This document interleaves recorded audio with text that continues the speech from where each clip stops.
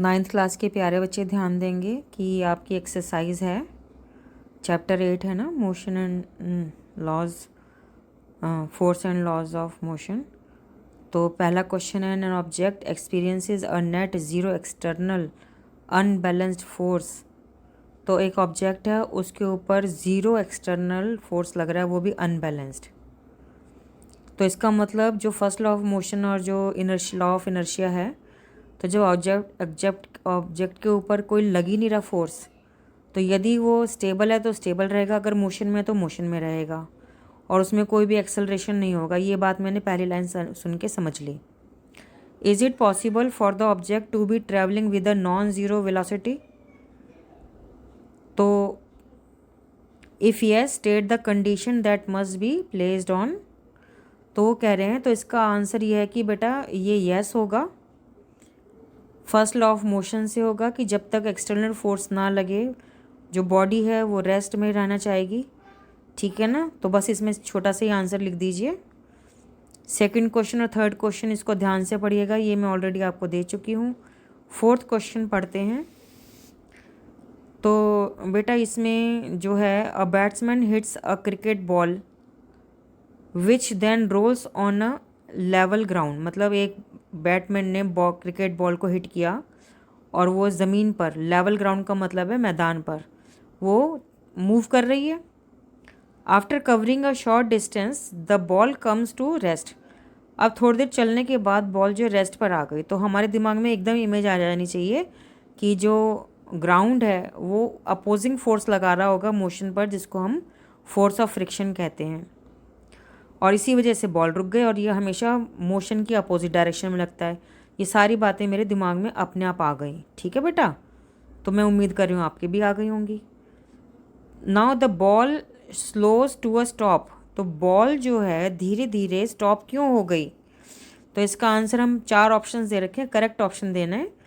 Option A is the batsman did not hit the ball hard enough. नहीं भाई, ये तो कोई बात नहीं हुई। बी पार्ट है, velocity is proportional to the force exerted on the ball. ये बात थोड़ी ठीक है, पर इससे रुकने का नहीं संबंध आ रहा है ना, रिलेशन नहीं समझ में आ रहा। सी देखते हैं, there is a force on the ball opposing the motion. ये सही आंसर है, पार्ट सी जो है it is the correct option. तो डी पार्ट फिर भी देख लेते हैं, there is no unbalanced force on the ball so the ball would want to come to rest. नहीं, ये कोई बात समझ में नहीं, अनबैलेंस्ड फोर्स नहीं है इस पर। तो best answer is part C, there is a force on the ball opposing the motion. Now we will attempt the question number 5। Let us read. A truck starts from rest. फौरन समझ में आ गई बात कि इनिशियल वेलोसिटी 0 है, and rolls down a hill with a constant acceleration. अब hill पे नीचे रोल कर रहे हैं ना ऐसे, तो ग्रेविटी से उसकी स्पीड बढ़ती जाएगी। चलो देखते हैं, उसका कांस्टेंट एक्सेलरेशन है, मतलब एक्सेलरेशन पर सेकंड उसका सेम आ रहा है। It travels a distance of 400 metre. तो डिस्टेंस ट्रेवल 400 मीटर दे रखा है, टाइम 20 सेकंड दे रखा है। Now it says find its acceleration. Acceleration निकालना है, डिस्टेंस दे रखा है, टाइम दे रखा है, इनिशियल वेलोसिटी u 0 दे रखी है। तो हम फॉर्मूला यूज़ करेंगे मोशन वाला, s is equal to u t plus half a t square, क्योंकि मेरे दिमाग में इसके अलावा कोई फार्मूला नहीं आ रहा। बाकी जो 2 फार्मूले हैं उसमें वी यानी फाइनल वेलोसिटी भी चाहिए, जो कि इसमें नहीं दे रखी। फाइंड द फोर्स, तो एक्सेलरेशन जब आ जाएगा तो फोर्स निकालना आ जाएगा आसान में। क्यों? क्योंकि उन्होंने इसका मास दे रखा है 7 टन, और आपको बताऊं 1 टन इज़ 1000 किलोग्राम। तो 7 टन का मतलब 7000 किलोग्राम हो गया। Let us write what is given and what we have to find out. तो इसमें हम लिखेंगे, गिवन है a truck is rolling down the hill starting from rest. Distance travelled S is equal to 400 metre, time taken T is equal to 20 second, initial velocity U 0 है क्योंकि start from rest हो रहा है। To find force if mass M is equal to 7 ton is equal to 7 into 1000 kg। तो यहीं पर हम लिख लेंगे 7000 kg, एक ही बात है। ठीक है बेटा। अच्छा, from second law of motion F is equal to m, ये हमको पता है, लेकिन इसमें एम तो आगे ए नहीं है। तो for a formula of motion जो है आपका s is equal to u t plus half a t square है। जैसा मैंने आपको बताया था, जो चीज़ निकालनी है उसको लेफ्ट में रखते हैं, जो गिवन होती है वो राइट में जाती है। तो फार्मूले को हमने रिवर्स कर लिया, u t plus half a t square is equal to s. It implies half a t square is equal to s minus u t. It implies a is equal to, अब ये जो multi नीचे है 1/2, ये ऊपर जाएगा multiplication में, तो एस माइनस यू टी।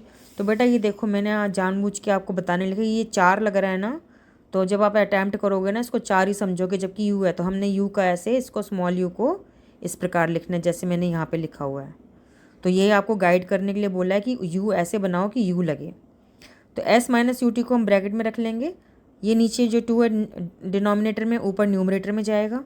ये टी स्क्वायर जो न्यूमरेटर में है वो डिनोमिनेटर में आएगा, क्योंकि हमें एक्सेलरेशन निकालना है। अब हम वैल्यू पुट करेंगे, एस इज़ 400। अब जैसे एक्सेलरेशन है हमको समझ आ गई, हम डायरेक्ट इसकी यूनिट लिख देंगे मीटर पर सेकंड स्क्वायर। तो पर को हमने -2 लिखा हुआ है, ये आपको पहले समझा चुकी हूँ। अच्छा, यू टी में यू 0 है, टी आपका 20 है, तो ये ब्रैकेट में आ गया इंटू 2 अपॉन टी स्क्वायर कितना है, तो टी हमारा 20 था, 20 सेकेंड था यहाँ से, तो 20। तो मैंने यूनिट सीधा लिख दी, इसलिए बीच में कहीं मैं यूनिट नहीं डालूंगी। तो एक्सेलरेशन इज इक्वल टू, अब इसको ओपन कर लेंगे, 400 माइनस 0 इंटू 2 और नीचे 20 इंटू 20, 20 का स्क्वायर है ना 400। एक्सेलरेशन क्या हो जाएगा, ओपन करेंगे ब्रैकेट, ये 0 हट जाएगा, 400 इंटू 2 अपॉन 400। तो एक्सेलरेशन आपका आ जाएगा 2 मीटर पर सेकेंड स्क्वायर। ठीक है, अब हमारे पास फोर्स निकालना है, force is mass into acceleration. Mass हमें 7000 kg अभी हमने यहाँ निकाला था, इंटू एक्सेलरेशन हमने ये निकाला है अभी यहाँ पर 2 मीटर पर सेकेंड स्क्वायर। अब क्योंकि फोर्स है तो यहाँ पे भी लिखेंगे फोर्स, और यहाँ पे हम डालेंगे सिंबल इम्प्लाइज का, तो यहाँ पर भी ये इक्वल हो जाएगा। तो इसको कटिंग करें, 7 2 14, 14,000 न्यूटन। सेपरेट आंसर लिखेंगे, force acting on the truck is 14,000 Newton. ठीक है बेटा।